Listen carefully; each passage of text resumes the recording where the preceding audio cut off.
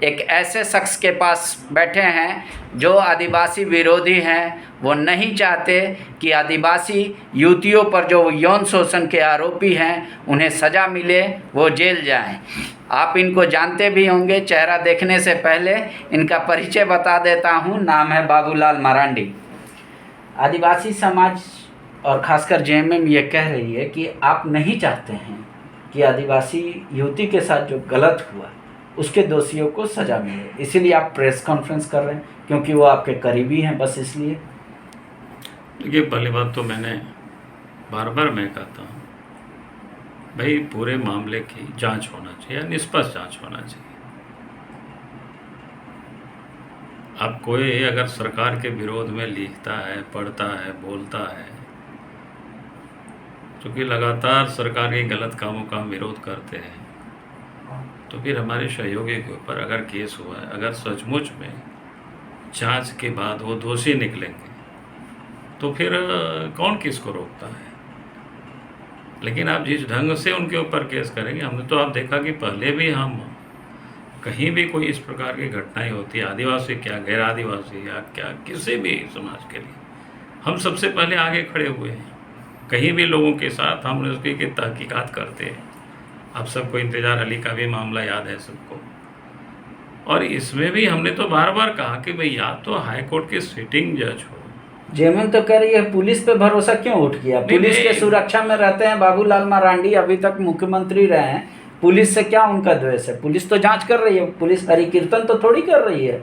बोले मामले की जांच कर रही है, करे पुलिस को जांच नहीं करने देंगे। देखिए, पहली बात तो मैं कहूँगा कि आपने कहा कि हम पुलिस के घेरे में रहते हैं, तो पुलिस के घेरे में भी आपने देखा होगा कि जब हेमंत सोरेन ही इस प्रदेश के मुख्यमंत्री हुआ करते थे और उस समय कुछ ऐसी घटनाएं घटी थी कि राज्य सरकार की जो हमारे पास सिक्योरिटी थी उसको हटा करके, और केंद्र में तो उस समय भी यूपीए की सरकार थी, इन्हीं के सहयोग से सरकार चल रही थी, कांग्रेस पार्टी की सरकार थी, मनमोहन सिंह मुख्यमंत्री थे, देश के प्रधानमंत्री थे। तब राज्य की जो सिक्योरिटी थी उसको हटा करके सीआरपीएफ का सिक्योरिटी दिया गया, क्योंकि उस समय जो आईबी थे या उस समय के जो सेंट्रल एजेंसी थे, उन लोगों को ये समझ में आई, ये पता चला कि राज्य की पुलिस प्रशासन से बाबूलाल मरांडी सुरक्षित नहीं रह सकते हैं, इनको जान की खतरा है। और तब 14 के लोकसभा चुनाव के पूर्व हमें सीआरपीएफ सिक्योरिटी केंद्र से उपलब्ध कराई गई।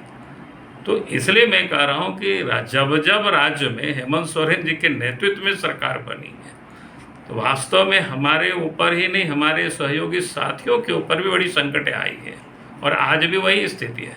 और इसलिए हमने कहा कि जांच होनी चाहिए। तो जांच से और आप देखेंगे रूपा तिर्की के मामले में भी मैंने कहा कि भाई उनके साथ उस लड़की की हत्या हुई है या आत्महत्या हुई है, उनकी माँ ने, जो विधायक के प्रतिनिधि है, उनके ऊपर नेम्ड लिख करके साहेबगंज थाना में दिया, लेकिन उनका नाम में कोई एफआईआर नहीं हुआ।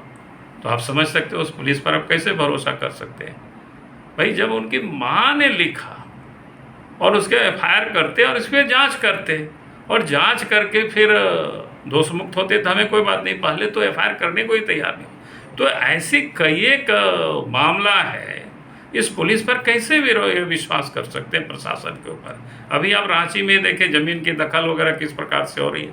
100-150 फोर्स ले जा करके कमिश्नर जांच करते हैं तो कहते हैं कि भाई ये गलत हुआ है, डीसी ने गलत किया है। तो ऐसी प्रशासन के ऊपर जो टूल की तरह जहां लोग काम कर रहे हैं, तो फिर उसको आप कैसे मानेंगे? तो इसलिए मैंने कहा कि भाई आप जांच कराओ ना, क्या जांच से क्यों घबरा रहे, क्यों डर रहे? हमने तो जब हेमंत सोरेन के ऊपर भी मुंबई में एक लड़की ने उनके ऊपर 2013 में केस किया हुआ है, जो बाद में आया सामने प्रकाश में, तो हमने कहा कि उस मामले को भी जांच कराओ भाई। हेमंत सोरेन के ऊपर मुख्यमंत्री है और इतना गंभीर आरोप लगे हैं, तो जांच कराएंगे तो दोष मुक्त होंगे, अच्छा लगेगा सबको। नहीं तो कोई हर समय बोलेगा कि भाई इनके मुख्यमंत्री के ऊपर तो इतना बड़ा गंभीर आरोप लगे हुए, तो जांच से इनको भागना नहीं चाहिए, इनको तो खुद सामने प्रस्तुत होना चाहिए। और हमने तो सुनील तिवारी जी के बारे में कहा कि आप सिटिंग जज की अध्यक्षता में एसआईटी गठित करके आप पूरे मामले को जांच कराइए।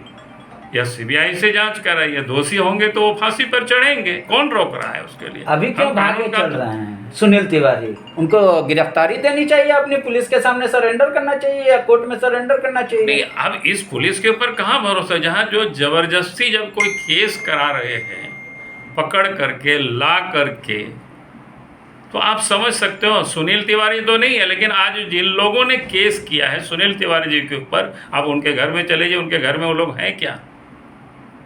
यानी उन लोगों को कहीं रखे हुए हैं, बताओ। सुनील तिवारी जी का तो बेचारा केस है, तो बेल के लिए प्रयास कर रहे हैं कि बेल हो जाए, मूव कर रहे हैं बेल। आज भी शायद लोअर कोर्ट में उन्होंने बेल मूव किया था। तो इसलिए मैं कह रहा हूँ कि ये तो जिसको कह सकते हैं कि अगर सरकार के विरोध में कोई आवाज़ उठा रहे हैं, बोल रहे हैं, तो उस आवाज़ को दबाने का एक षड्यंत्र है। तो सुप्रियोदा तो यही कह रहे हैं कि आप तो हल्के आदमी हैं नहीं, सामान्य नागरिक तो है नहीं, बाबूलाल के पास बाहुबल भी है, सब कुछ है, इसलिए हो सकता है पुलिस उस कंप्लेनेंट परिवार को सुरक्षा में अपने घेरे में रखी हुई हो। आप लोग से डर हो सकता है, पुलिस को ऐसा लगता हो, या सुनील तिवारी जी से डर हो सकता है उस परिवार को। मैं कह रहा हूँ, जब सरकार उनके पास है, पूरी दुनिया को वो डरा रहे हैं कि इस प्रकार से लूट पूरे प्रदेश में मची हुई है, वो किसी से छुपा हुआ नहीं है, हर कोई देख रहा है, हर कोई जान रहा है इस बात को। तो फिर मुख्यमंत्री को जांच से क्यों भाग रही हो? जांच दे देना चाहिए था ना तुरंत। पर सवाल आम आदमी तो ये भी उठाएगा ना कि बाबूलाल जी यूपीए से अलग हो गए, बीजेपी में चल गए, इसका द्वेष उठा रहे हैं। नहीं तो हेमंत सोरेन से आपके रिश्ते खराब नहीं हैं, आप दोनों, वो आपको बड़े भाई की तरह, चाचा की तरह प्रणाम करते थे, आप भी उनको आशीर्वाद देते थे। देखिए, चाचा और भतीजा से विषय नहीं है, भाई या बड़े भाई या छोटे भाई का मामला नहीं है। मामला है कि जब सरकार नियम से नहीं करेगी, कानून के अनुसार नहीं काम करेगी, तो फिर उस सरकार का तो विरोध करेंगे। ऐसा थोड़ो है कि अगर मेरे भाई ही रहे, अगर वो गलत करे तो हम उसको कैसे बर्दाश्त कर सकते हैं? उसका भी विरोध करेंगे, विरोध होना चाहिए, उसी काम के लिए हम सब लोग हैं। अगर सब अपनी सुविधा के हिसाब से सब कुछ चलाना शुरू करेंगे तो फिर कानून की राज कैसे रहेगी, कैसे रह पाएंगे? सरना समाज आपसे खासा नाराज है और हो सकता है कि आपके आवास का घेराव करने का निर्णय ले लिया जाए फाइनल। उनको कैसे संतुष्टि दिलाएंगे कि आप जो बोल रहे हैं वो सही बोल रहे हैं? देखिए, मैं तो बार बार कह रहा हूँ ना कि जांच होनी चाहिए ना।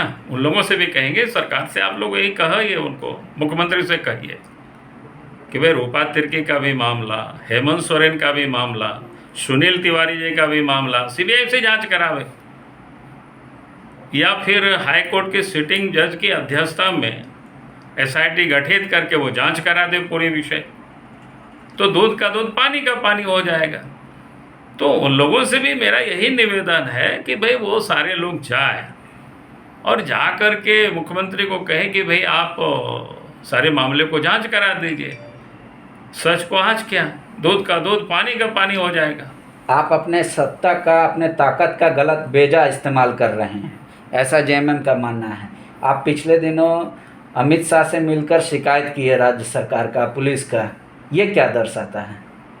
देखिए, पहली बात तो अमित शाह जी हमारे पार्टी के भी लीडर हैं और भारत देश के वो गृह मंत्री भी हैं, तो स्वाभाविक है कि उनसे हम मिलेंगे ही, और मिलेंगे तो राजनीति भी चर्चा करेंगे और राज्य की परिस्थितियों के बारे में भी चर्चा करेंगे।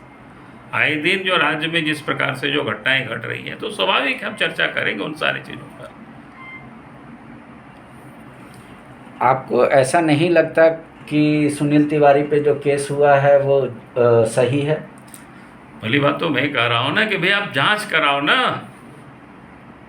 तो जांच का प्रोसेस तो यही होता है ना, एफआईआर होगा, अरेस्टिंग होगा, फिर हमने पुलिस कहा जांच कि करेगी। भाई आप तब तो कोई भी किसी के ऊपर करते रहे, केस करते रहे। पिछले दिनों में क्या हुआ, निशिकांत दुबे के ऊपर कितना 13 केस, पत्नी के ऊपर हाई कोर्ट ने वो सारे केस को टर्न डाउन करता है, फिर कोई नया नया केस करके उसी में डाल करके फंसाना। तो ये सब दिख रहा है ना, जो सरकार के विरोध में जो बोलते हैं उनके विरोध में केस करना, तो ये हर कोई देख रहा है भाई, हर कोई जान रहा है। ये परेशान कर रही है, लोगों को तबाह कर रही है, और राज्य सरकार की पुलिस प्रशासन है वो टूल की तरह काम कर रही है, तो स्वाभाविक है उसका विरोध होगी। जेएमएम बोल रही है आप पुलिस को डराने का कोशिश मत कीजिए। आपकी हम आएंगे सत्ता में, वो तो कह रहे कि वो तो सपना है खैर आने का सत्ता में, पर पुलिस को डराने का काम मत कीजिए कि पुलिस जांच अच्छा से नहीं कर रही। व्यक्तिगत दुश्मनी क्या हो सकती है पुलिस से? देखिए, मैं तो बार बार कह रहा हूँ कि हम किसी को डरा नहीं रहे, मैं उन लोगों को सुझाव दे रहा हूँ। अब पहले भी बहुत ऐसे घटनाएं घटी है, जो लोग टूल्स की तरह काम किया है, बाद में उन सारे लोगों को भुगतना पड़ा। नेता को उसके लिए कुछ नहीं होता है, सामने तो वो रहते, उनको कल जवाब देना पड़ेगा, कल उनको उसका भुगतना पड़ेगा खामियाजा। तो इसलिए मैं बार बार उन लोगों को धमकी मैं नहीं देता, उन लोगों को मैं सुझाव देता हूँ। भाई, हम सब लोग एक कानून के तहत काम करने के लिए हम सब लोग हैं, सबके लिए नियम बना हुआ है, उस नियम से बियॉन्ड जा कर के काम नहीं करना चाहिए, टूल्स नहीं बनना चाहिए। तो ये अगर हम कह रहे हैं तो वो धमकी नहीं है,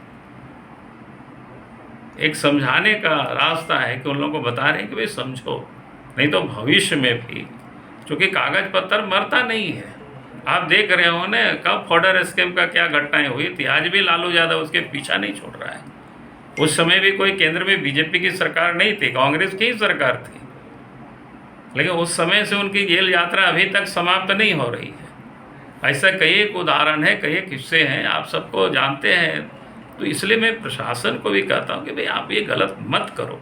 आज अगर गलत करोगे तो फिर जब पकड़ में आ जाओगे, जब चोरी करता है तब तक तो ठीक है, लेकिन जब पकड़े जाते हैं तब तो उनको सज़ा मिलना ही मिलना होता है। इसलिए हमने कहा कि भाई गलत मत करो।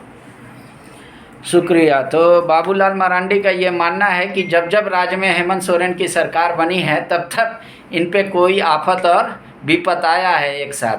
इनका यही कहना है कि ऐसा नहीं है कि मैं सुनील तिवारी को निर्दोष साबित कर रहा हूं, मैं कह रहा हूं कि पूरे मामले की पहले जांच हो जाए, सत्य आएगा तो फांसी की सज़ा भी उनको स्वीकार होगी और मुझे भी, लेकिन पहले सिटिंग जज या सीबीआई से जांच हो जाए मामले की, ताकि दूध का दूध और पानी का पानी सामने हो जाए। शुक्रिया। विवेकानंद विद्या मंदिर स्कूल एक CBSE affiliated English medium coed school है। हम शिक्षा के साथ संस्कार देते हैं। thefollowup.in. Like, share and subscribe. www.thefollowup.in